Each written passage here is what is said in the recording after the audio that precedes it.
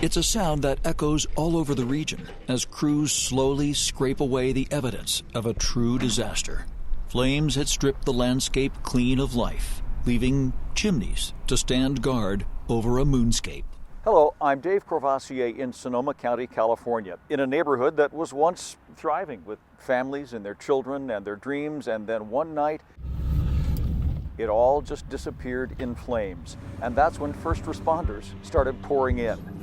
This is their story of how they fought a near impossible battle. You can knock this down, otherwise it's gone. Hey, let's get out of here. For the first time, we see the early hours of the firefight through their eyes, using their hastily snapped photos and video, and hearing their words. It was like a waterfall of fire. The trees are exploding. Kind of born as a disaster right off the bat. Crying for resources, losing structures. Had that feeling that we really need to get out of here. Things just blowing across 4 lanes of freeway. The trees were rocket branches with leaves on them full of fire. Stories that you'll live telling for the rest of your life. So you had the roar, the heat, the flames, and then these huge explosions. It looked like an atom bomb. The whole world seemed on fire.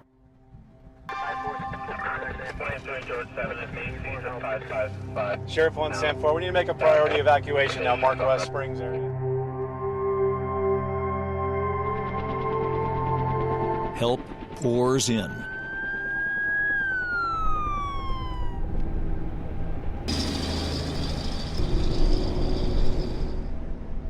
My husband walked back from the Finley Center and watched our house burn down.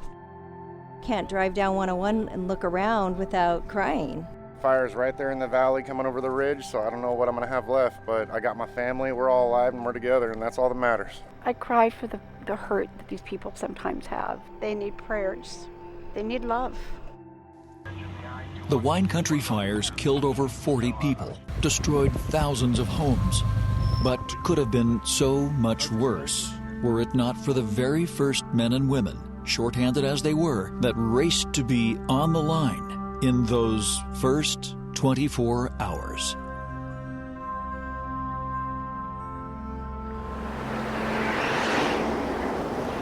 Hurricane gusts came through the Napa Valley. I don't think I've ever heard that in my lifetime. We were getting calls left and right, hazards in the roadway, tree downs, branches in the roadway.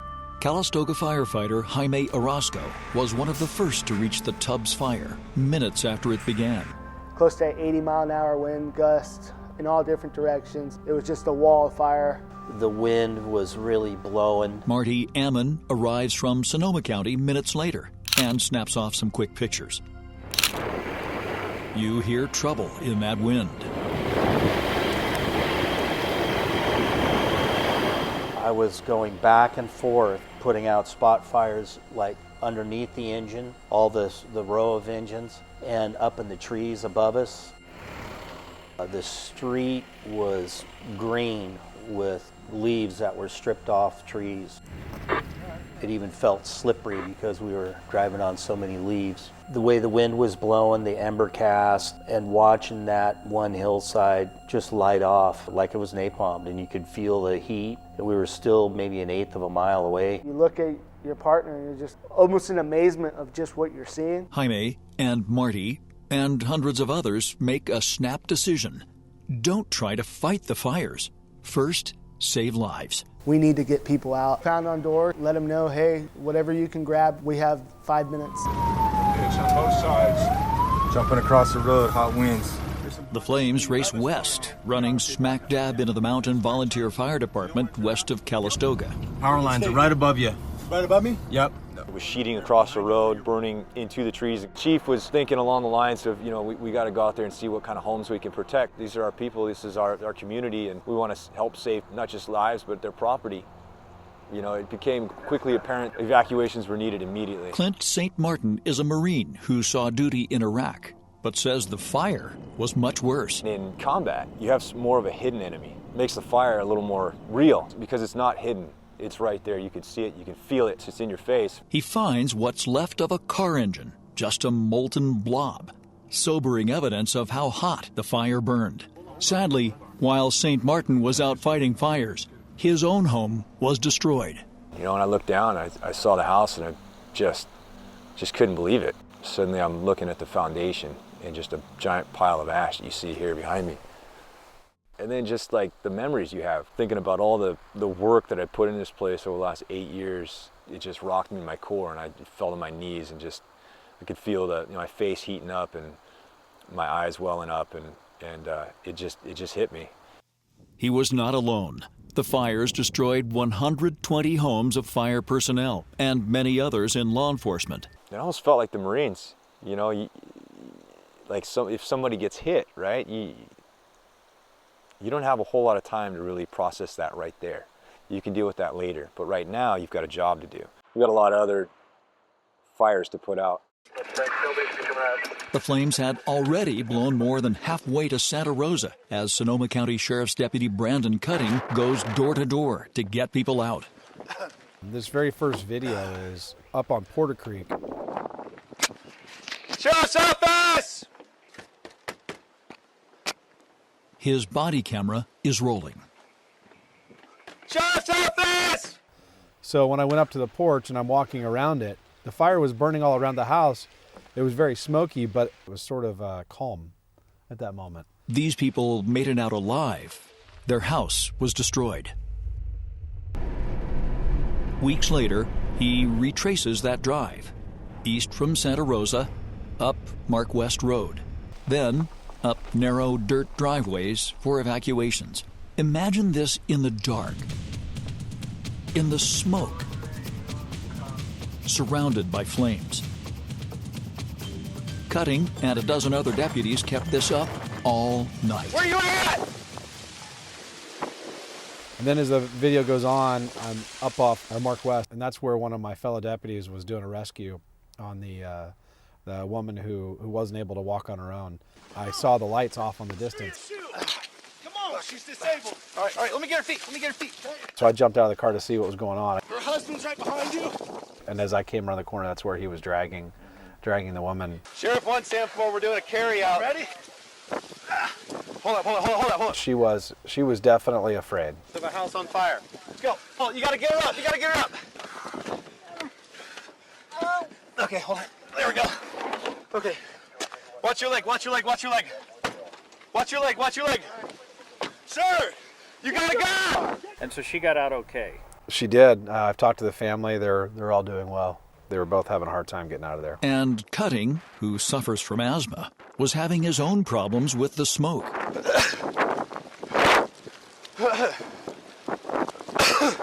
But he headed east into the heart of the fire. When I first came into the fire further east of us here, all you could see was the glow. As I came on Mark West and I came around the corner, then you could see this was all on fire. Looking that direction, the fire just came right down this hill and just continued moving, and then eventually pushed north and west and south. I mean, it started fanning out. Now the flames were chasing even first responders off the mountain. Sheriff 1, stand for. We need to make a priority evacuation now, Mark West Springs area. Copy. We all have to evacuate the hill, so we're coming off now. They raced through a snow of ash and embers, winds blowing the ember wash towards Santa Rosa. Units up on the hill, be advised, Mark West is nearly impassable at this point. Moments later, he jumps out, forcing a driver to turn around away from the fire. And the driving through flames goes on, Cutting almost hit by another driver. Don't hit me. The flames are on either side of the road. The trees are exploding. What you're seeing with the sparks are the pine trees and the oak trees are just exploding. You'd see it, you'd hear it, and then you'd get covered in this little fine ash. My car, when I came out, it literally looked like somebody had taken a ball of coal and just thrown it all over my car. 4-9, stand for, don't pass. Do not pass. But when you're driving, it was hard to see. It was hot. The plastic on the sides of the cars got melted. I talked to some of our fleet guys afterwards, and they had said that, the air intake on these cars with heat and smoke are supposed to shut off. Thank God they didn't. And they keep pushing the evacuations. Sonoma County Sheriff's Office, this is a mandatory evacuation order. Leave your homes. Near Highway 101, the evacuees create a traffic mess. Fire everywhere. It was fire under us, over us, all around us. It was like a waterfall of fire going across the road. Engine's falling, they stay back there. Don't come through. It's fire all over the road. Volunteer crews from Monte head up Mark West, hitting walls of flames. All of a sudden, a tree fell and hit my windshield, cracked the window, and it went over the top of my truck and hit the fire truck and put a hole in the windshield. There was a disabled vehicle in front of us, so we were all stuck in this firestorm. They got moving again, the focus still on saving lives. There's not much you can do. You can't stop it. You can work the edges. That was the main push, is to get people moving, save people, and then later on start trying to save houses. That would be tough. So this is my neighbor's house with the big, it's down the trees. That was really gonna go. And this whole side of the block's gone. By the time the flames reach East Santa Rosa, embers from the Tubbs fire just rain down on the urban landscape, blasting into whole subdivisions. Larry Broderick spent hours spraying down homes in his neighborhood before he had to give up and leave. There's my neighbor's house right back up to my house, so my house is gone. His drive out is just heartbreaking. No fire trucks anywhere. God bless America.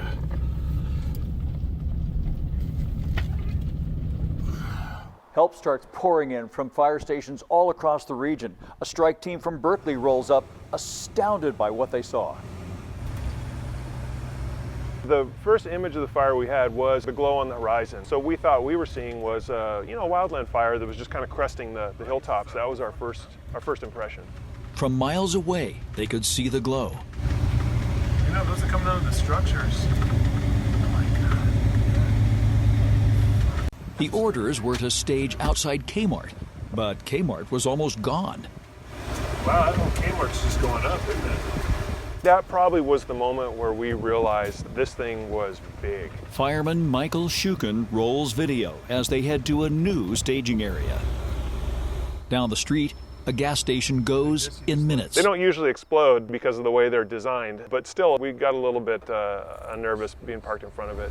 Oh God, yeah, look at that. I can actually feel that heat, Kyle. You feel that? Oh my God. Wow, it is blowing out that side. We would go by certain areas where you could hear clearly ammunition burning off. And you could hear at a certain point hundreds or thousands of rounds of ammunition going off. Hearing over the radio, any available unit, and we're... Tanea Fleckenstein is a former firefighter turned photographer.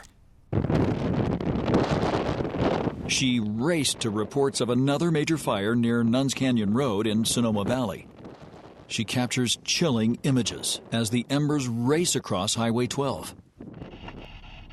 She turns the corner to see flames threatening Dunbar School, where she works part-time. And then I drove around the back and I saw the flag, and it just was one of those, images that just gets your heart. And the fact that it was already at half-mast was even more powerful. Like somehow the universe knew that there was going to be this tragedy. Trees were rocking and limbs were falling. Fifth-generation rancher and contractor John Saris quickly jumped in a water tanker and raced up Nuns Ranch Road. I don't get too nervous, but the wind was blowing so hard it was rocking this truck. I had to roll the windows up because I was getting fire inside the truck. I was stamping on embers inside. I could see the glow coming out of Nuns Canyon already. Cal Fire Captain Sean Jerry immediately recognized this was a big one, and not the only one. Placed a resource order. I think it was 25 engines I asked for, 8 bulldozers. I didn't get any. I asked them again. I said, confirming unable to fill any of the resource order. And they said, affirmative. You're the 9th large incident going within the unit right now.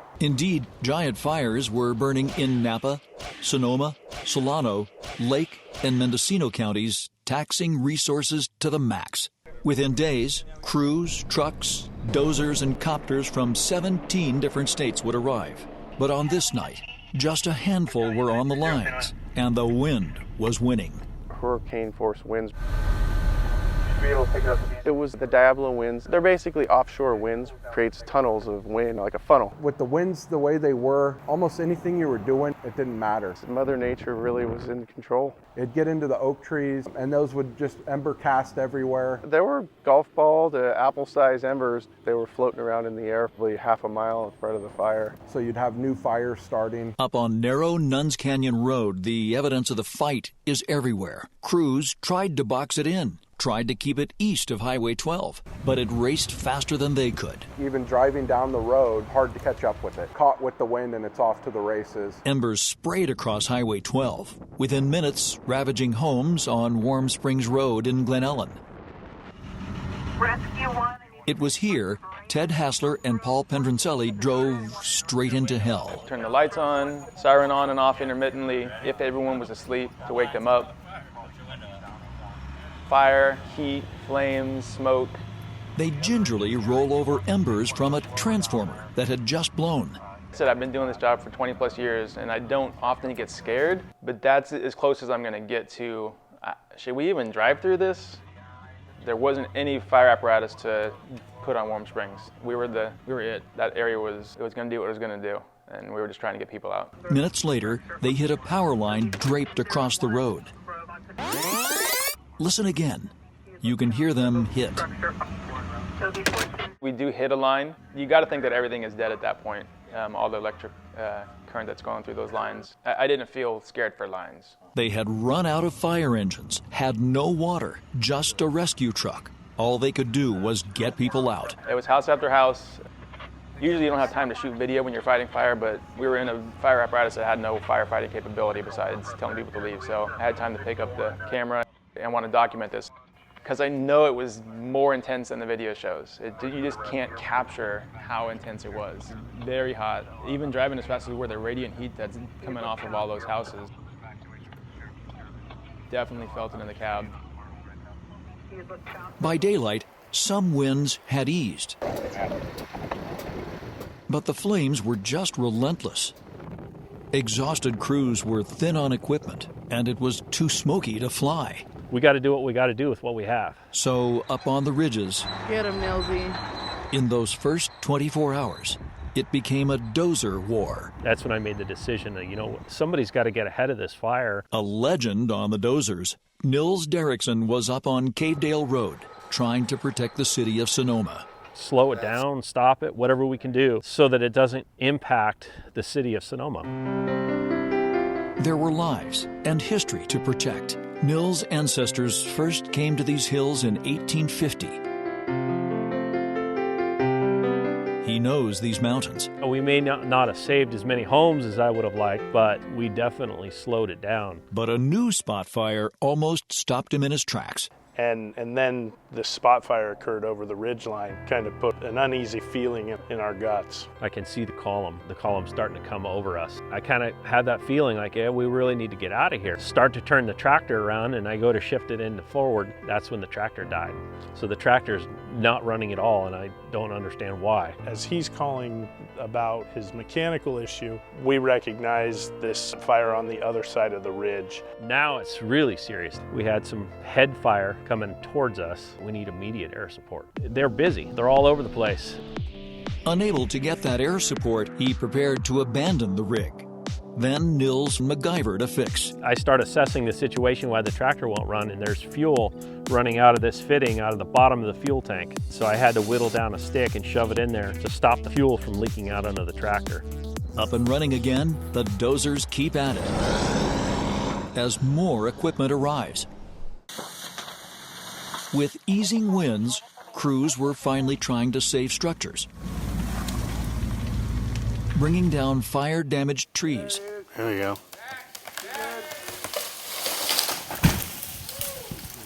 Coming to the other side. If you can knock this down, otherwise it's gone. In all the confusion of the first 24 hours, many fire bosses gave a simple marching order. get out there and do some good. Just find somewhere to make a difference and go do it. Fire Captain Gabe Stirnus says they tried everything. We were using every trick in the book. We did quite a bit of backfiring to try to check this thing. We had sustained winds of 60 miles an hour for hours. It really just pushes these things so fast and hard. You could have 1,000 fire trucks in front of that fire and you're not going to stop it.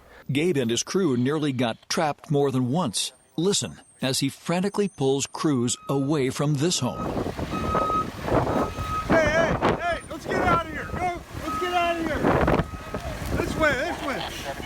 By the time we got the engine into that driveway, the fire had made such a progression and was still continuing to advance with such intensity. It changed my mind. It caught me by surprise how fast that thing got into the backside of that structure. The more I looked at it, the more I said, this is not a safe area for us to be. By daybreak, the world was stunned at the destruction. Whole neighborhoods were just wiped off the map. Tanea returned to Santa Rosa to make a devastating discovery. This whole neighborhood was just roaring. Houses were catching on fire, just from the radiant heat. That's when she saw several first responders silhouetted by towering flames. There's a bunch of police officers. They were standing there. There was two or three cop cars, and so there was police officers. And I looked back, and you could see the blue lights of the sheriff's officers blocking the intersection again, trying to keep people out. I was just here. This was all fine 2 hours ago. How does that happen? There was a lot more emotion in this than that first 24 hours for me than I'd experienced at other fires. It's extra personal for her knowing all these first responders. Her own husband, Paul, is a Cal Fire battalion chief doing battle those first hours on a ridge above Windsor and Healdsburg. That was about maybe 16 hours in. He was just covered in blood, sweat, and tears, literally. He had hid behind his truck at one point to some flames coming up before he could get around to the other side and get in it. And when he'd stood up to see if everything was okay, he'd taken the mirror out on his nose. So he had this huge gash on his nose. He's got blood, smoke, his hair's going all different ways. Didn't even realize he had blood all over his face. They don't think about themselves. They're just intent on doing what they can to help anybody. Nearly 24 hours after it began, Sebastopol photographer Amanda Fierro got into the burn zone with her camera. I decided to walk into Coffee Park area less than 24 hours after the burn. There was still smoldering coming up from the ground and still areas where there was patchy fire underneath soot and gas line fires as well. The images I got were of the day, walking through parts of Coffee Park. Mementos that were left behind, lawn furniture and lawn artifacts such as statuary, cars burnt out, motorcycles burnt out, barbecue, grills, and pits sitting there. There were only chimney stacks and burnt out cars. Gasoline fires were actually lighting the wreckage of vehicles and chimney stacks and burnt out oak trees. It had that eerie effect, almost haunting. At the end of those first 24 hours, the first crews were still at it. Many would not get any real sleep for 3 or 4 days. By week's end, tens of thousands of reinforcements poured in. Instant cities sprang up with fire crews from all over the West. And something amazing happened. Whole communities dropped everything and helped out. Celebrities and everyday people fed the crews, housed the fire victims, and some, like Mike Benzinger and John Saris, just grabbed a hose or a water truck and refused to leave. Beltane's on fire, they need help, so I threw my pants on and I jumped in and took off up Highway 12. Frozen, like I was in fear. I didn't know what to do. Finally, my wife pushed me on the back of the shoulder and she said to me, "Do something." And I got in my car and drove down the hill and helped fight the fire. The fires would rage for weeks.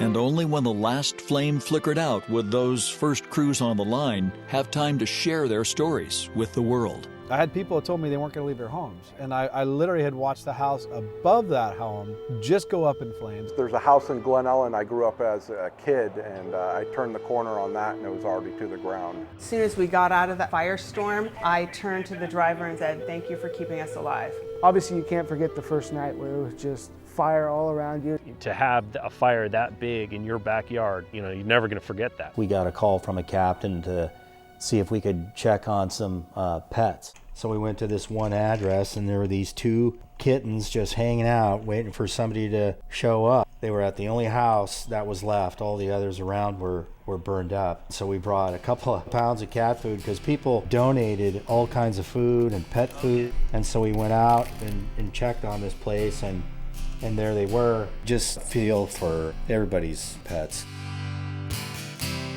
Anybody that could do anything to help anywhere, whatever it was, they were doing it. I'm absolutely amazed by the amount of people that have come together in this community. It really warms my heart. Firefighter jumps out of his Honda Accord, his personal vehicle. I said, Sid, what are you doing? He said, I'm fighting fire. We're going to save mulesberries. I said, all right, well, what do you need? So he pops his trunk open, and he's got 3 lengths of hose in his trunk, a nozzle, and a hydrant wrench, and he says, grab that hydrant. It's my favorite story because it's the heart of what everything was. Is everybody was doing anything they can. Here's a guy who doesn't have an engine, but he's going to go out no matter what and do something. And there's hundreds of those stories. We wanted to be there. This is our community, these are our people. This is what we were meant to do. This is what we signed up to do. Having lost my house just gave me that much more of a burn to want to do it and want to get out there and save the homes that were left and help the people that needed help. In the days and weeks following the fire, the thank you started popping up. Obviously, the community loved their first responders. They had a special place in their heart for the men and women who were called to go and do good in those first frantic 24 hours. Thanks for watching. I'm Dave Courvoisier.